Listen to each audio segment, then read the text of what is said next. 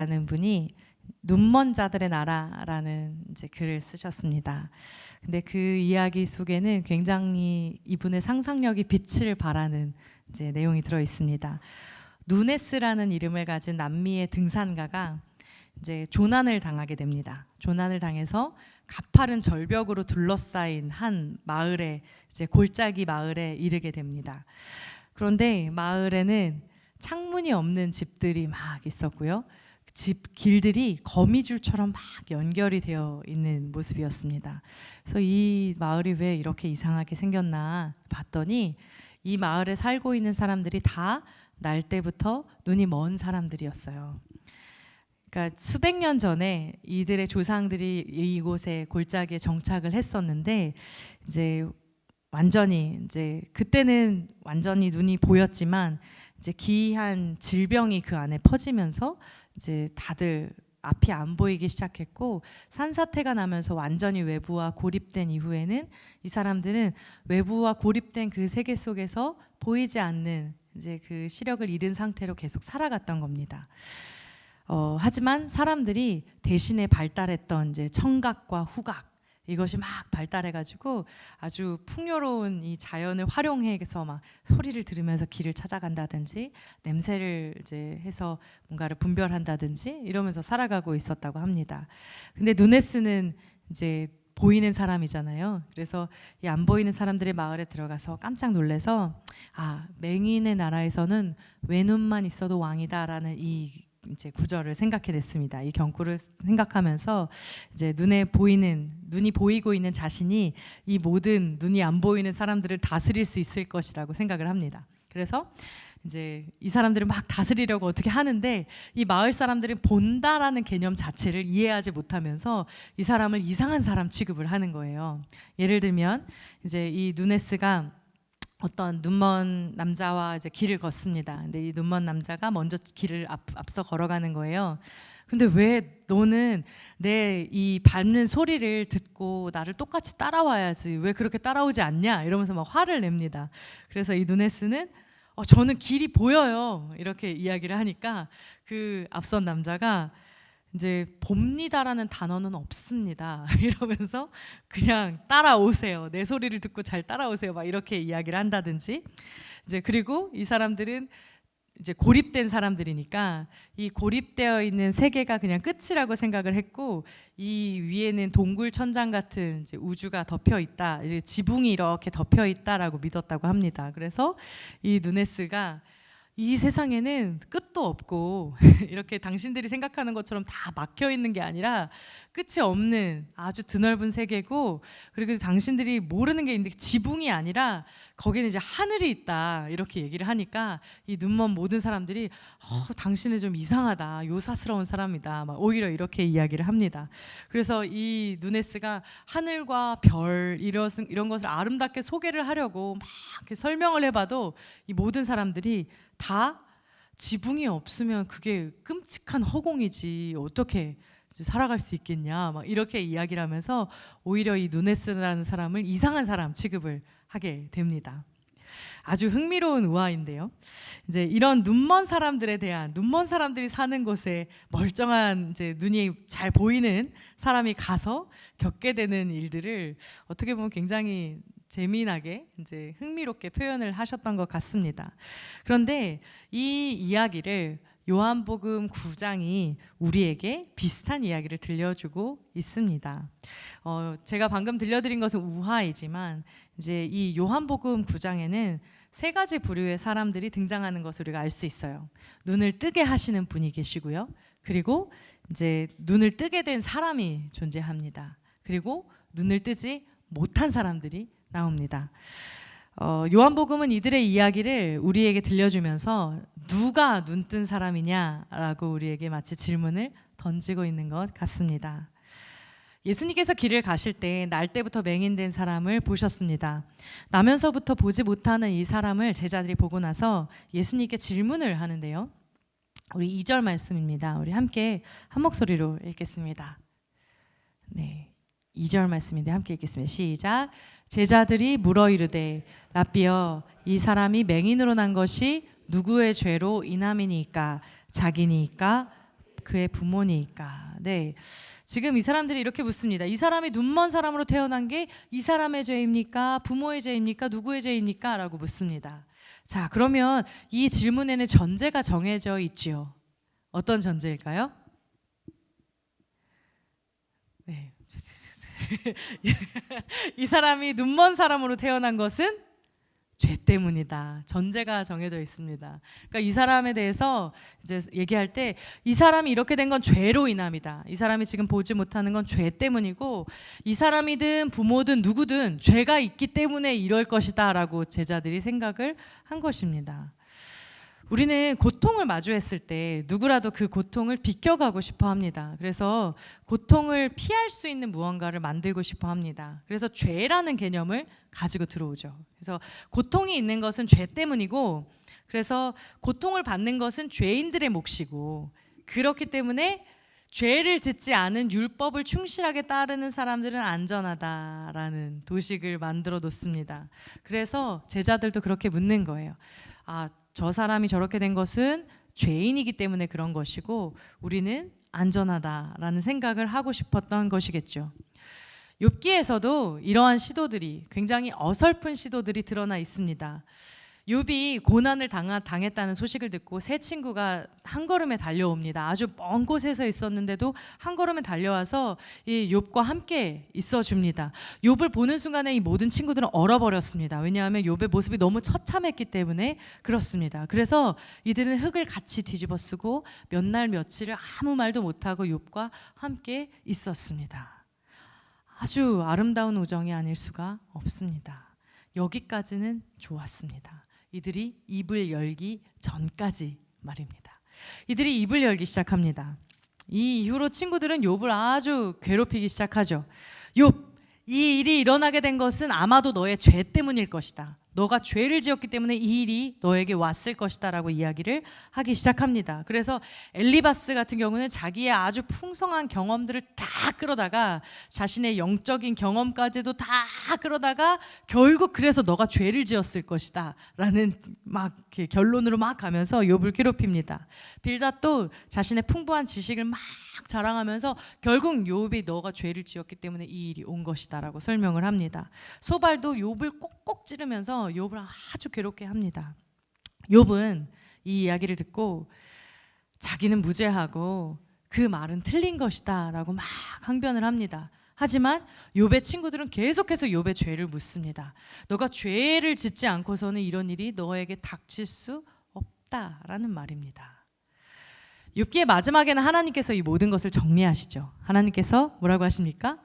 그들이 측량할 수 없는 지혜와 지식으로 이 땅을 창조하시고 섭리하시는 분이시라는 것을 드러내십니다. 그러면서 이 욥의 친구들을 책망하십니다. 아주 책망을 하시면서 이제 그들이 틀렸다라고 말씀하시는 것이죠. 다시 말하면 우리의 좁은 이해로 이 세상의 모든 고난을 다 이해할 수가 없다는 것입니다. 이 세상에서 일어나는 모든 아픔과 모든 고난을 우리의 작은 이해를 가지고는 다 설명할 수 없고 다 알 수 없고 다 헤아릴 수 없다고 하는 것입니다. 우리는 우리가 이해할 수 없는 어떤 상황을 당했을 때 이제 답이 없게 되면 그것을 굉장히 불안해합니다. 그래서 쉽게 답을 내려고 노력을 하기도 하죠. 자신의 생각 속에서 결론을 내리고 그래서 모든 상황을 자신이 해석한 대로 막 이해하려고 해석하려고 합니다. 그래서 이 문제가 생긴 것은 이랬기 때문에 생긴 것이다. 막 이렇게 결론을 내리기도 하고 이 문제의 이유는 무엇 때문이다 라고 꼭 집어서 이야기를 하기도 합니다. 사람들이 왜 사주를 보러 다니고 오늘의 운세에 전전하게 될까요? 왜 그럴까요? 그것은 완전하진 않아도 뭔가 답을 주는 것 같다고 생각하기 때문에 그렇습니다. 자신이 불안해하고 있기 때문에 내 삶이 지금 당장 어떤 일이 일어날지 모르기 때문에 내 삶에 어떤 일이 닥칠지 모르기 때문에 이것에 뭔가 답을 줄 수 있는 것이 그런 것들이라고 생각을 하기 때문에 그렇습니다. 그러나 우리는 그런 성급한 시도들을 조심해야 합니다. 그것은 진짜 정답이 아닐 뿐만 아니라 우리를 그 사고의 틀 속에 가둬버릴 위험이 너무나 많기 때문에 그렇습니다. 그리고 우리는 너무 많은 상황들에 성급하게 답 내리는 것을 좋아하죠. 사람에 대해서도 내가 저 사람 다 파악했다고, 그럴 줄 알았다고 막 이러면서 그 사람에 대해서 우리가 모든 것을 다 알고 있다고 생각합니다. 내가 아는 것이 전부라고 생각합니다. 그러나 사람은 우리가 다 알 수 없는 신비로운 존재입니다. 할렐루야. 아멘. 10년을 같이 있어도 20년을 같이 있어도 우리는 상대방을 다 알 수 없습니다. 다 아시잖아요. 다 헤아릴 수 없습니다. 우리는 매 순간 변화하기 때문에 그렇습니다. 우리가 인지하지 못하는 사이에 우리는 매 순간 성장하고 매 순간 성숙하기 때문에 우리가 다 규명할 수 없고 다 우리가 안다고 말할 수 없는 것이 바로 사람이라는 존재입니다. 교회 안에서도 일어나는 여러 상황과 사건들에 대해서 우리는 쉽게 답을 내리기 좋아합니다. 그리고 또 그것을 여러 사람과 공유하는 것을 좋아합니다. 우리 교회는 이러이러해. 우리 교회에 이러이러한 일들이 있어. 이건 이거 때문이야 라고 우리는 막 쉽게 답을 내고 성급한 명제를 내면서 표현하는, 명제는 아름다운 청년이고요. 네, 성급한 명제를 내는 것을 좋아합니다. 네, 그래서 교회 안에서 나눔이 이루어지는 것은 참 좋지만 우리가 경계해야 되는 건 그 안에서 성급하게 내린 답을 공유하는 것은 우리가 경계해야 합니다. 실제가 아닌 것들이 말로써 확산될 수 있기 때문에 우리는 굉장히 주의해야 될 줄을 믿습니다.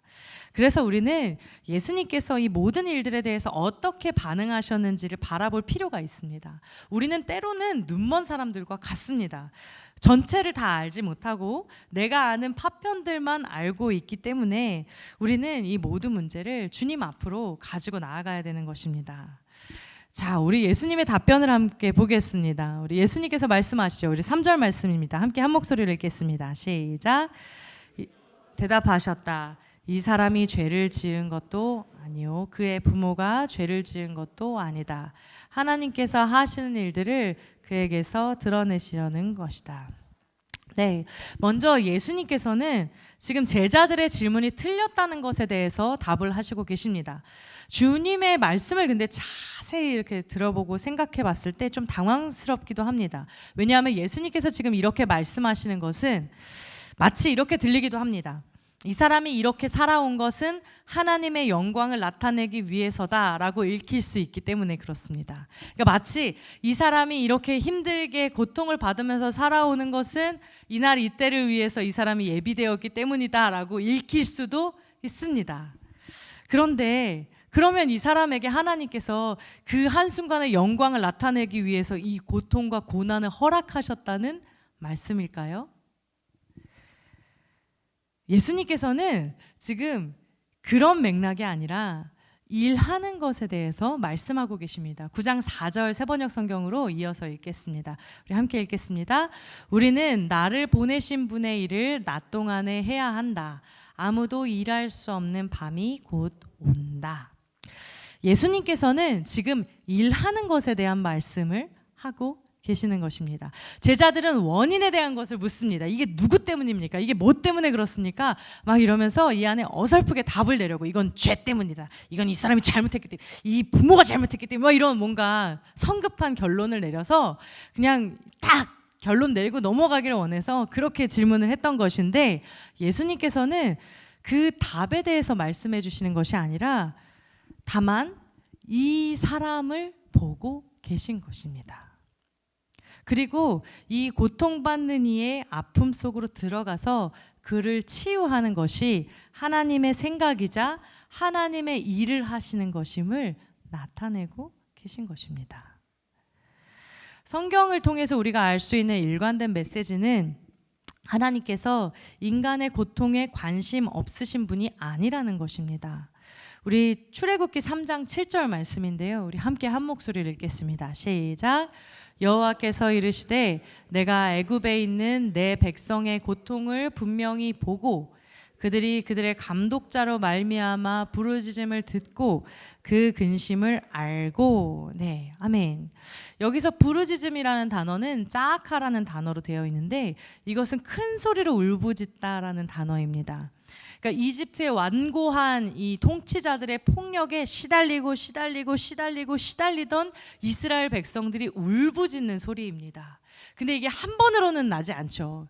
여러분, 이렇게 누군가의 한 번 이렇게 눌림을 당했다고, 누구한테 한 번 혼났다고 해서 그게 막 울부짖음으로 나오지는 않지 않습니까? 그러니까 이것은 이스라엘 백성들이 참다가 이게 울분으로 막 폭발하는 그런 모습인 것입니다. 그러니까 참다가 고통스럽게 주님 너무 힘듭니다 이렇게 내지르는 소리인 것이죠. 그래서 이 고통스러운 소리는 마치 나를 도와줄 사람이 어디 없는가 이렇게 막 외치는 외마디 비명처럼 들리기도 합니다. 하나님께는 어떠할까요?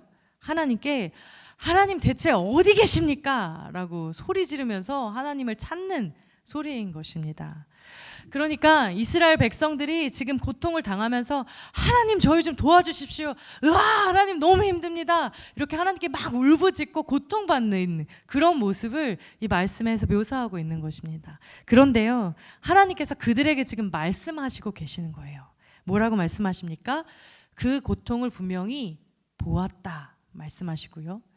그리고 그 부르짖음을 분명히 들었다라고 말씀하시고요. 그 근심을 내가 안다라고 말씀하십니다. 하나님께서 지금 그냥 그 고통을, 그 아픔을 내가 모른다 하시는 것이 아니라 그걸 내가 보았고 들었고 안다 말씀하십니다.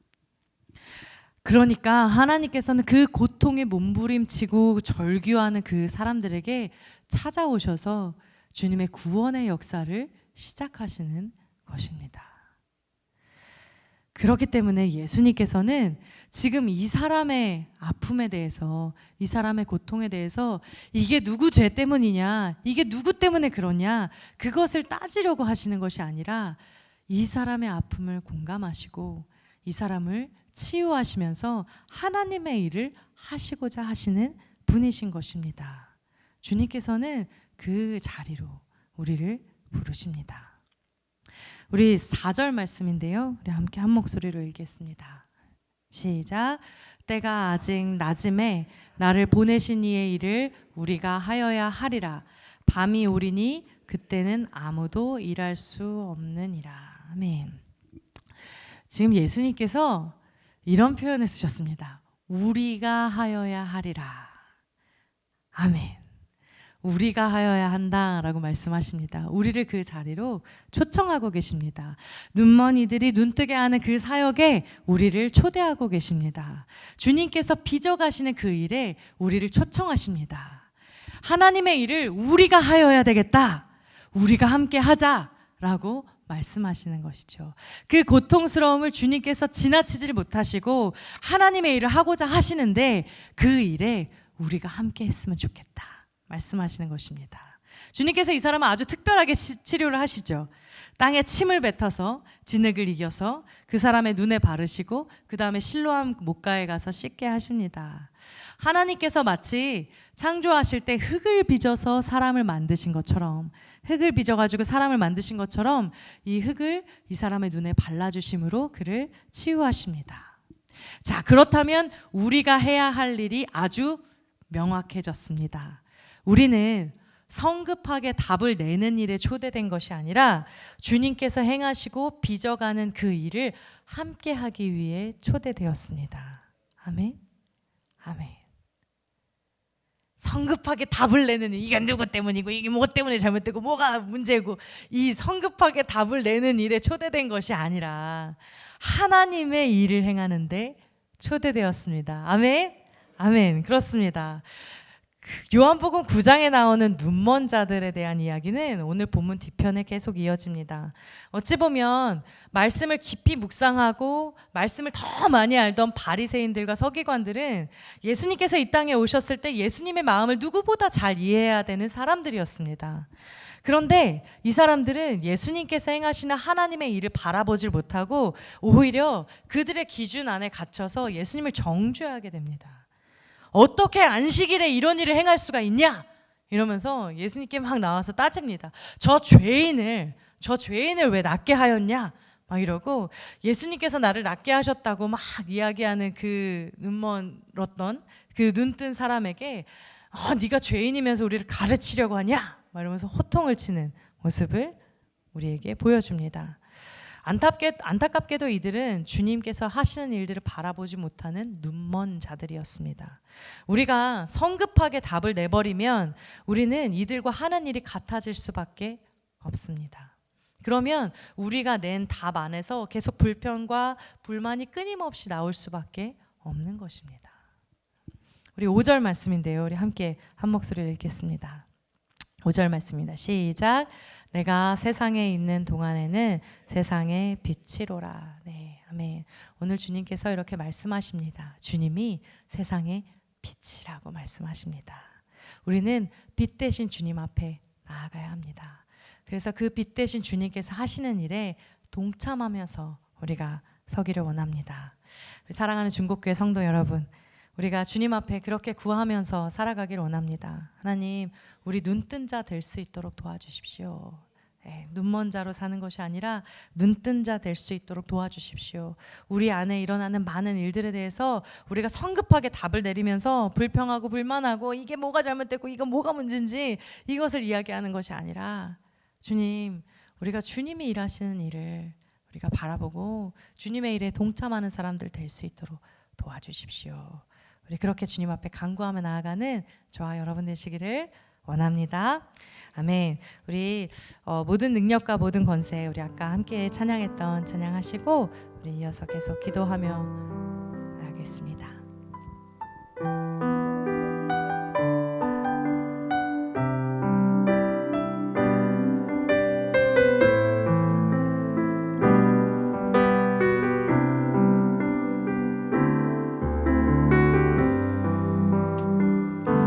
모든 능력과 모든 권세